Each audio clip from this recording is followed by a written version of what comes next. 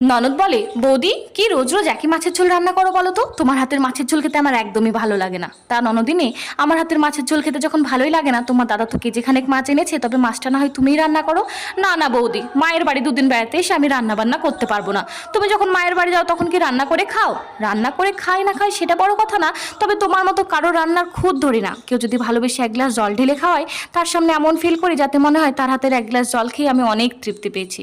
রান্না বান্না তো ছেড়েই দিলাম। তা যাও, তুমি গিয়ে স্নান ধ্যান যা করবে করো। দেখছি যদি তোমার রুচির মতো মাছ রান্না করতে পারি তবে না হয় খেতে ডাকবো, না ডাকলে ভাবে রান্না ভালো হয়নি, ডাল দিয়ে না হয় খেয়ে নিও। ননদ যখন এভাবে বললোই, তাহলে আজ সত্যি একঘেয়েমি মাছের ঝোল রান্না না করে একটু আলাদাভাবেই চেষ্টা করি। সম্পূর্ণ নতুন পদ্ধতিতে মাছটিকে বেশ সুন্দর করে রান্না করে ঢেকে রেখে চলে আসি ঘরে। প্রায় দুপুর 2টো বাজতে চলেছে, তখন দেখি ননদ এসে ডাকে, ও বৌদি ভাত দেবে না? না গো, মাছের ঝোলটা আজ এত বাজে রান্না হয়েছে যে বাড়ির সবাই দুবেলার মাছ একবারেই খেয়ে নিয়েছে, তোমার জন্য এক পিসও বাদ রাখেনি।